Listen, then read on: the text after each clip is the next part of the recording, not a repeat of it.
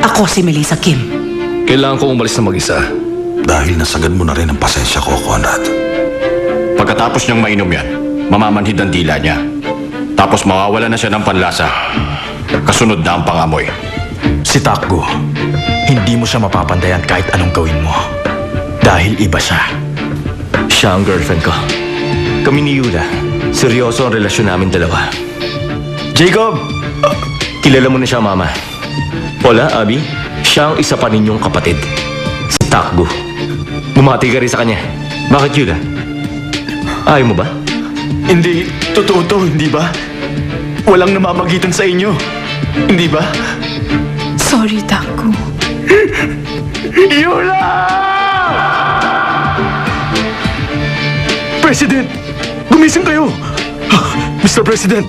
Gumising kayo, Mr. President. Hindi ka pala namatay. Nagpatuloy ang pag-agos ng malupit kong buhay. Ay, Diyos ko, inaapoy siya ng lagnat. Naalala ko lang itong si Jacob.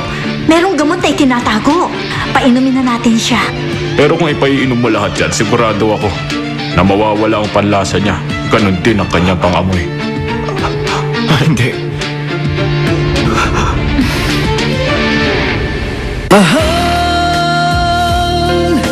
Mahal na mahal kita.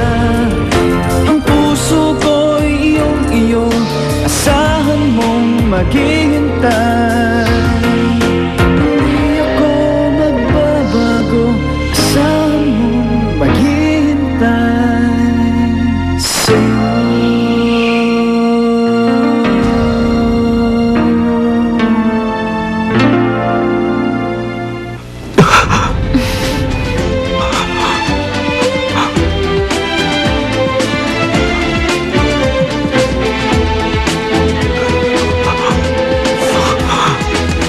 Hindi ito ang gusto ko.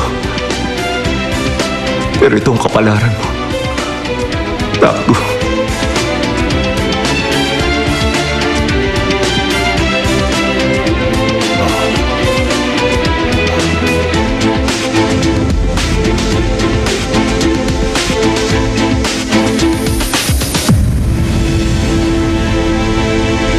Mukhang mag-isa ka pa rin.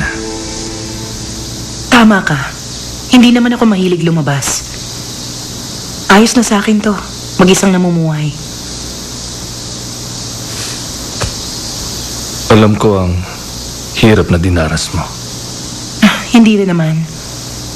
Dahil pinagkalooban ako ng mama mo, ng perang galing sa kanyang naipon. Naawa ang langit sa akin. Siguro swinerte na rin. Napalaki ko ang pera sa pagsisikap. At dahil doon, naging maayos na rin ang takbo ng buhay ko. Mabuti naman. Si Takgo. Kumusta na ba ang lagay ng anak ko?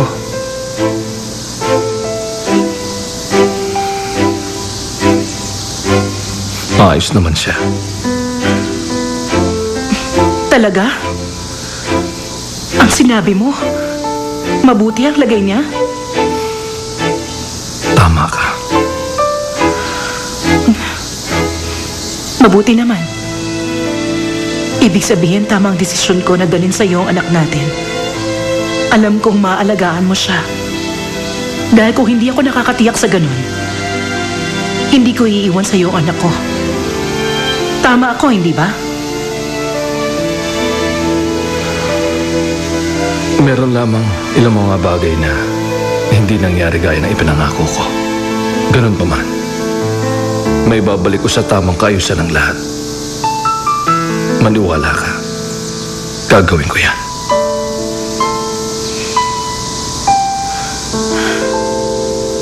Salamat naman.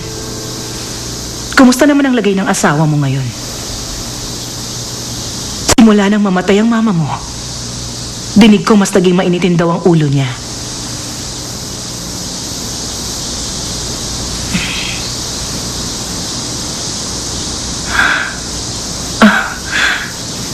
Huwag mong sabihin sa akin ha. Hindi nasabi ni Mrs. Gong ang tungkol sa alam niya.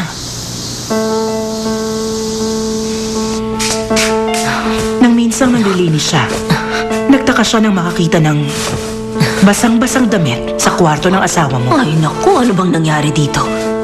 Bakit kaya basang-basa ang damit nito ni Madam? Ay, para namang naligo siya sa ulan kagabi. Nung makita niya yung damit, yun ang araw kinabukasan. Nang nakita mong yung inang walang malay sa ulan. Nung mismong gabi rin yun, nang maganap ang pangyayaring yun sa iyong ina. Isang katulong niyo sa bahay ang nakakita kay Sandra. Lumabas daw siya ng bahay. Kasama si Manager Han. Maingat daw ang dalawa nang pumunta sa maliit na bahay sa ibaba. Naging usap-usapan niyo ng tauhan niyo sa bahay. Nakakapagtaka. Hindi mo talaga alam?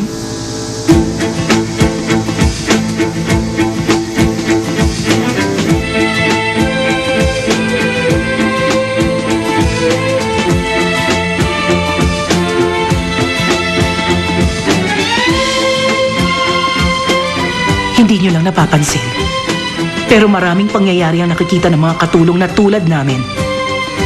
Minsan nga, mas alam pa namin kung ano ang mga tunay na nangyayari sa isang bahay kaysa sa mga may-ari ng bahay mismo.